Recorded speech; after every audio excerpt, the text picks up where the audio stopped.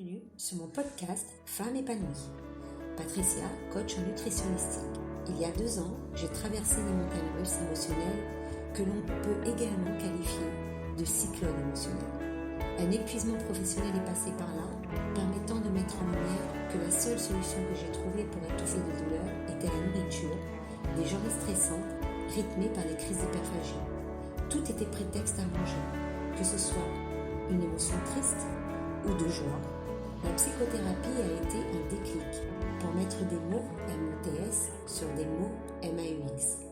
L'envie de ne plus souffrir dans mon corps, dans ma tête, dans lequel je me sentais emprisonnée, m'a alors conduite à aller vers une quête intérieure me permettant de mettre du sens sur ma quête alimentaire et nutritionnelle. Chemin faisant, je parviens à comprendre, à repérer les besoins émotionnels, les besoins de mon corps, de mon esprit, que j'accueille aussi bien la tristesse, la colère qu'au même titre que la joie. Je comprends que l'émotion n'est que passagère, alors j'apprends à glisser dessus tel un surfeur qui surfe sur une vague. Aujourd'hui, je suis parvenue à trouver un équilibre, harmonie entre mon corps, ma tête et mon cœur. C'est avec joie que je marche sur ce chemin de reconversion. Écouter, aider, accompagner ont toujours été le propre même de ce pourquoi je suis sur cette terre. Aujourd'hui, mon cœur m'invite, me guide à le faire autrement que dans une institution comme il me l'a été imposé pendant 22 ans de carrière dans la fonction publique. Je décide de prendre pleinement ma place pour accompagner toutes ces femmes à retrouver une harmonie entre le psychologique, le corps et le cœur. Alors, si tu es une de ces femmes, tu es au bon endroit pour comprendre, apprendre sur la macro et micronutrition, sur le fonctionnement physiologique et sur des thèmes autour de l'amour de soi et de l'estime de soi.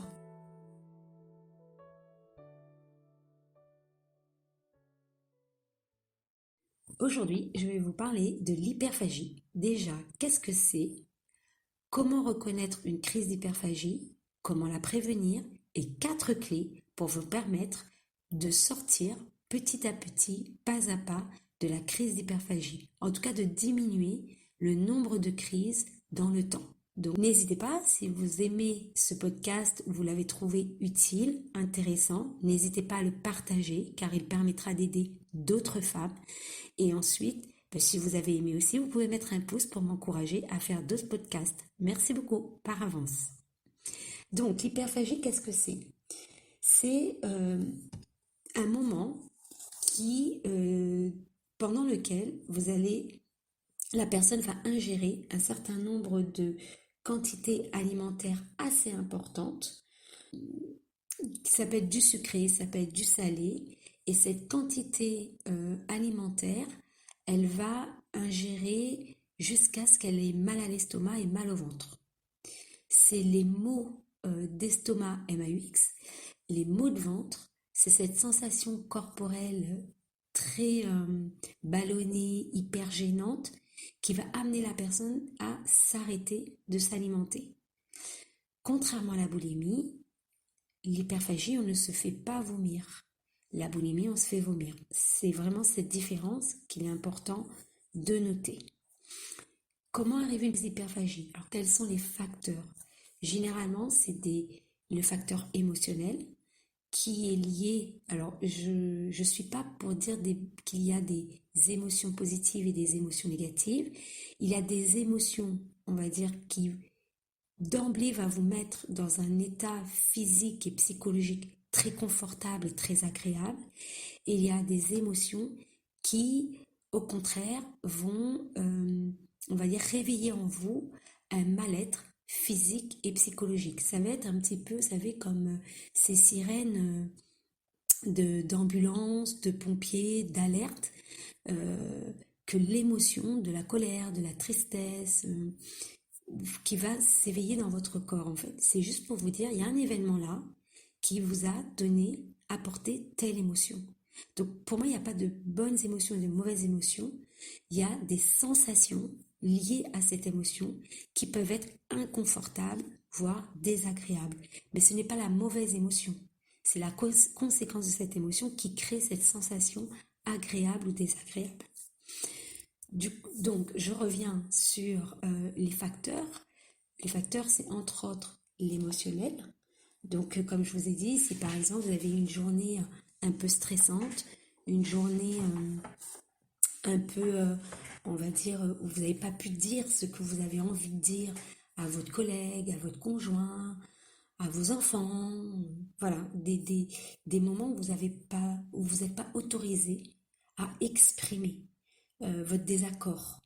Euh, Ça peut être aussi peut-être un deuil que vous avez du mal un deuil en lien avec la mort, un deuil par rapport à une situation professionnelle, un deuil par rapport à une séparation.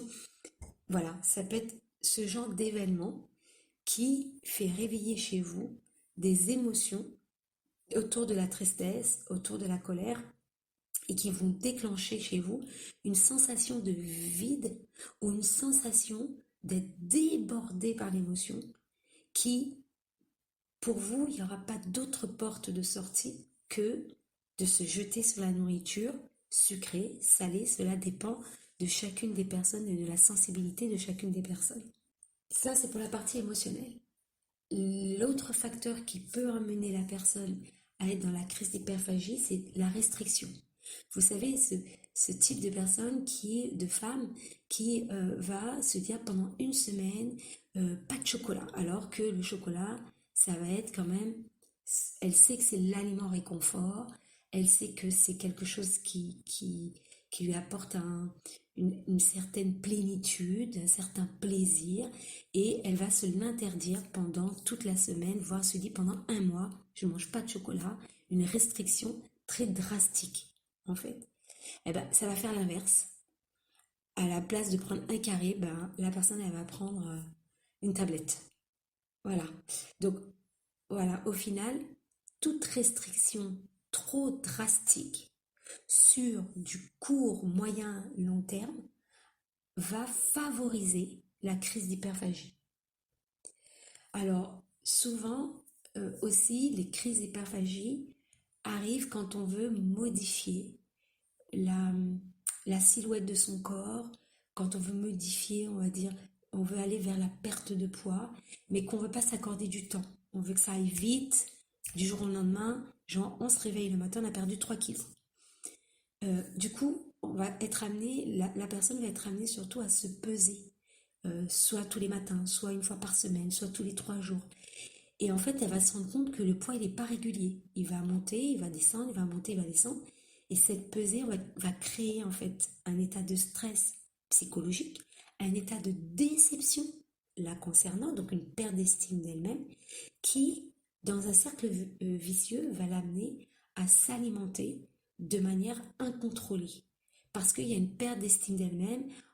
Lorsqu'elle se pèse, elle se dit mince, je suis encore trop nulle, j'ai pas réussi à faire, j'ai pas perdu de poids, à quoi bon continuer, autant que je mange. Et puis là, toute la semaine, ou les 3 4 jours, ou les 2 jours d'avant, où la personne, elle s'est privée, restreinte, et ben du coup là, et elle a vu que les kilos, ben, du coup, ne sont pas perdus, voire même elle a pris des kilos, et ben là, du coup, elle va complètement aller dans la crise d'hyperphagie.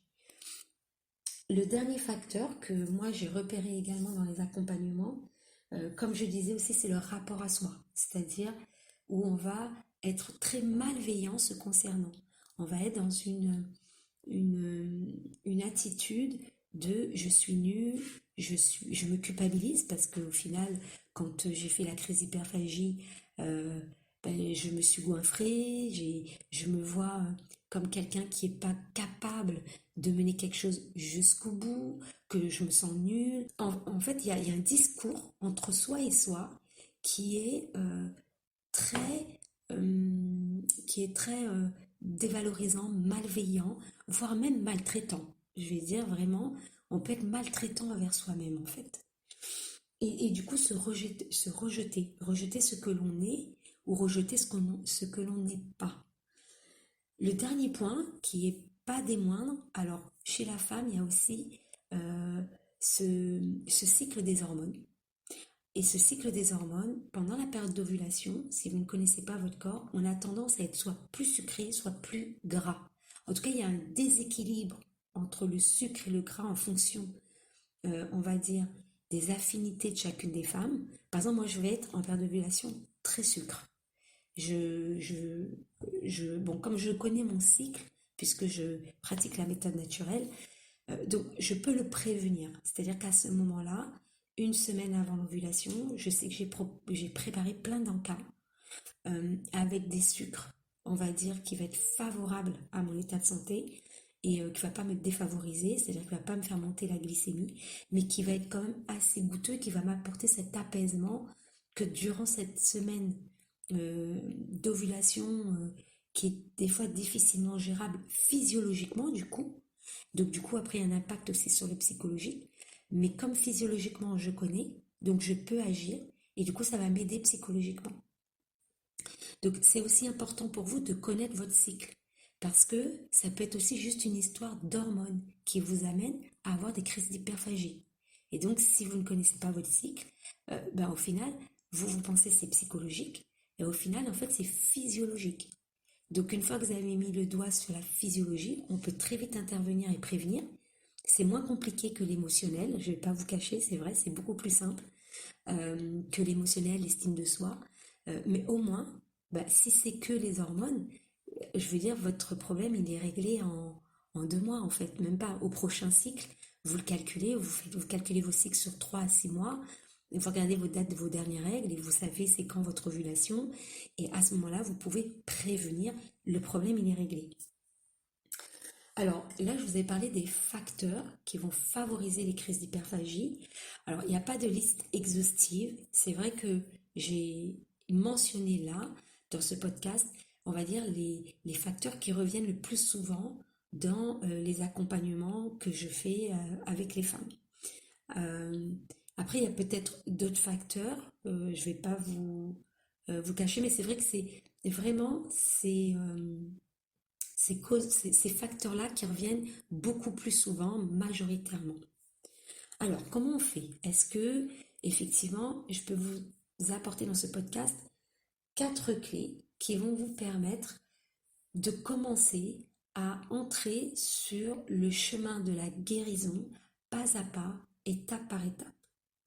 La première clé, prenez un cahier, prenez un carnet et écrivez. Écrivez ce que vous ressentez avant la crise, pendant la crise, après la crise. Pourquoi? Parce que l'écriture, elle est libératrice. L'écriture va vous permettre de déposer quelque chose que vous vivez avant, pendant, après. Et le fait de le déposer, il ne vous appartient plus. Donc, vous êtes libéré.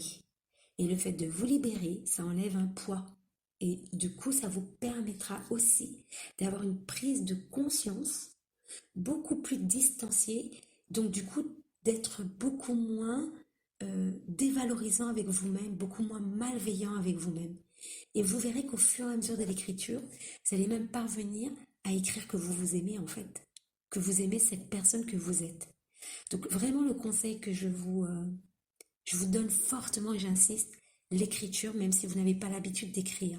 Et en même temps, dites-vous bien que c'est une écriture qui est spontanée, qui est...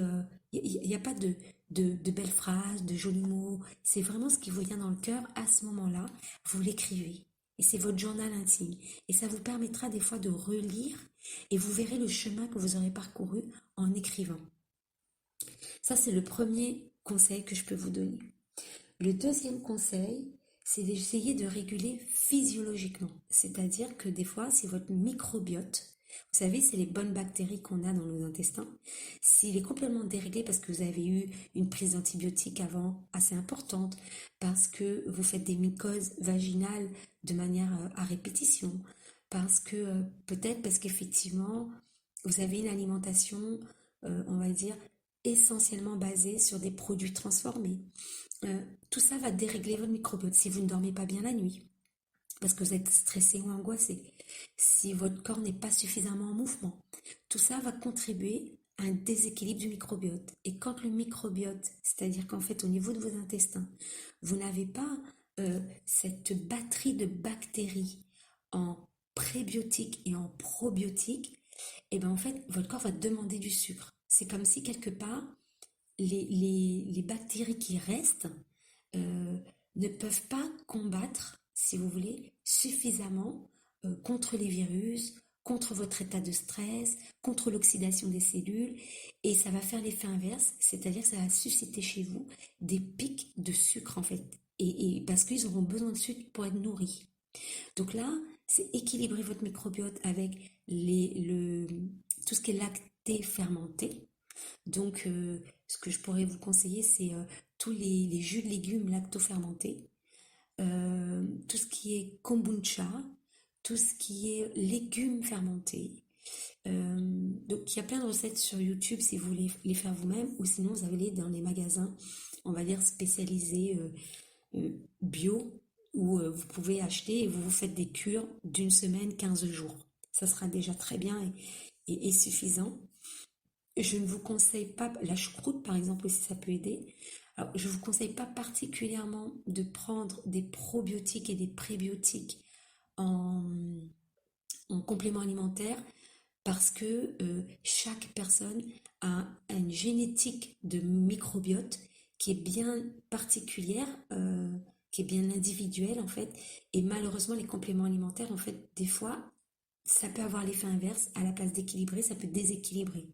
Donc, il vaut mieux rééquilibrer votre microbiote de manière naturelle, avec des aliments naturels, pour vraiment que votre microbiote se reconstruise avec votre propre identité génétique.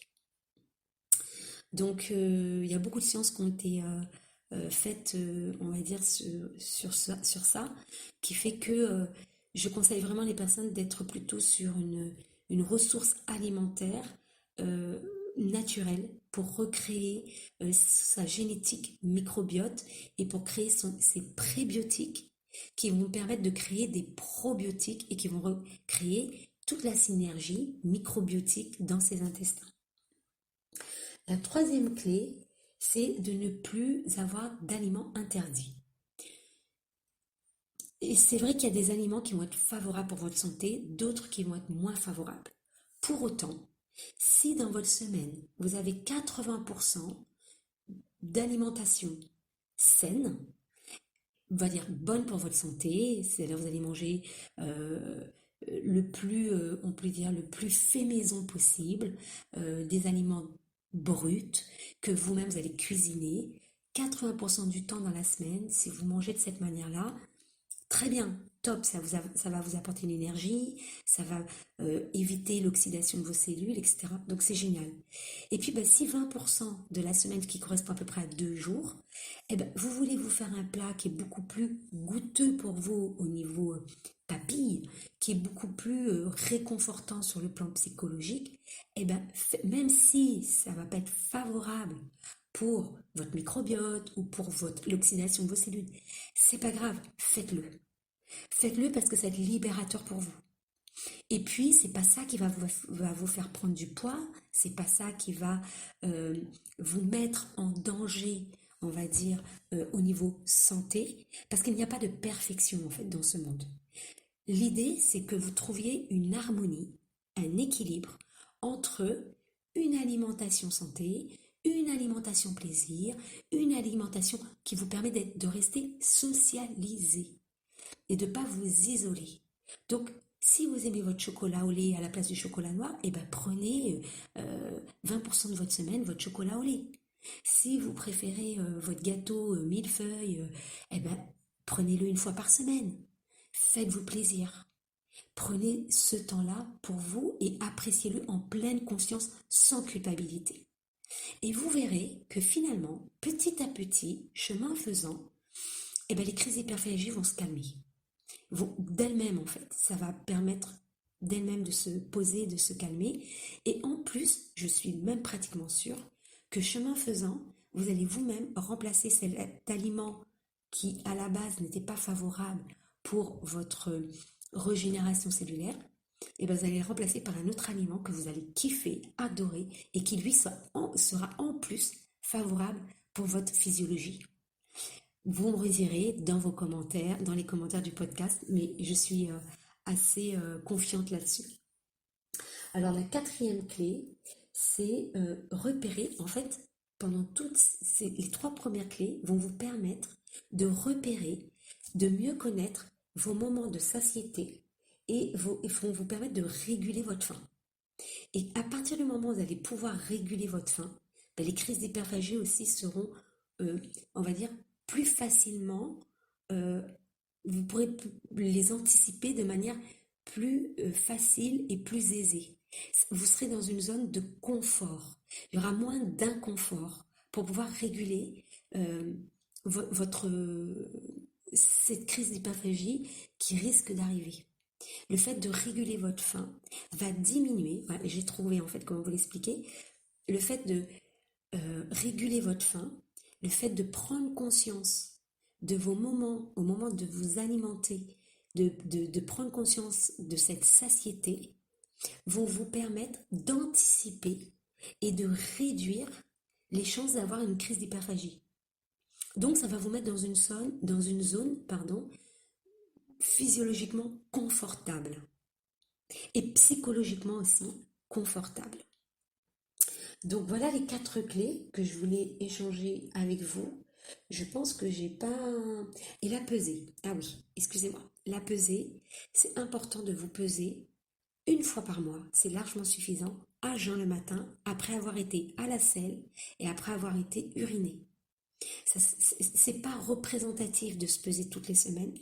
C'est pas représentatif de se peser à tout moment de la journée, parce qu'en cours de journée, on a un peu de rétention d'eau, parce qu'en cours de journée, notre corps il est toujours en train de brûler de l'énergie. Donc en fait, c'est pas du tout représentatif.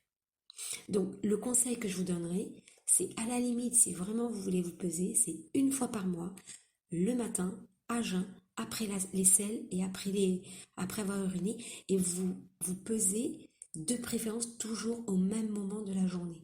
Donc si, bon, pour vous le matin c'est pas possible, faites-le le soir, mais c'est pareil, je trouve que le soir c'est moins représentatif, parce que comme je vous dis, en cours de journée, en fait vous êtes déjà alimenté, pour certains vous n'êtes pas déjà parti à la selle. Voilà, il y a tout un processus au niveau physiologique qui finalement n'est pas favorable pour avoir un poids objectif. Et l'idéal, effectivement, c'est d'avoir une balance qui puisse vous dire la quantité d'eau, la quantité de muscles. C'est beaucoup plus représentatif que si vous avez un chiffre sur une balance. Ensuite, mesdames, j'ai envie de vous dire que vous n'êtes pas un chiffre. Vous ne représentez pas un chiffre. Donc, voilà, c'est-à-dire que votre corps, votre tête ne représente pas 60 kg, 64 kg, 80 kg en fait. Et je crois que c'est important aussi de pouvoir l'intérioriser, l'intégrer. On a un poids dans lequel on est confortablement bien ou inconfortablement pas bien. À ce moment-là, il est beaucoup plus intéressant d'aller chercher la cause de ce pourquoi dans ce poids je suis inconfortablement pas bien. Et une fois qu'on a agi sur la cause, le poids se perdra. D'ailleurs, même le poids que vous avez pris, vous allez le rendre là où vous l'avez pris. Et du coup, vous allez retrouver votre propre poids, celui qui vous appartient en vous, qui fait partie de votre génétique. Je crois que j'ai fait un peu le tour.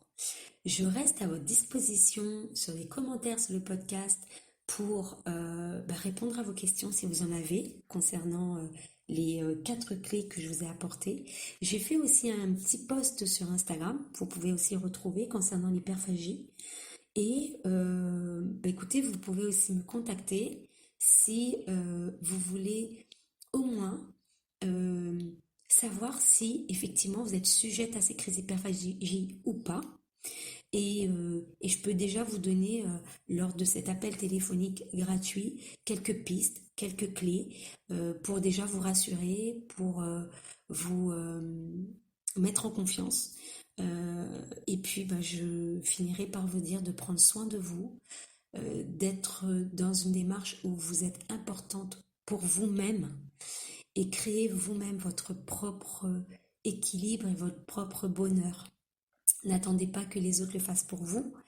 Et mon petit mot de la fin, c'est toujours ne manquez pas de vous aimer vous-même en fait. Voilà, je vous fais des gros bisous et je vous dis à dans 15 jours pour un prochain podcast. Au revoir.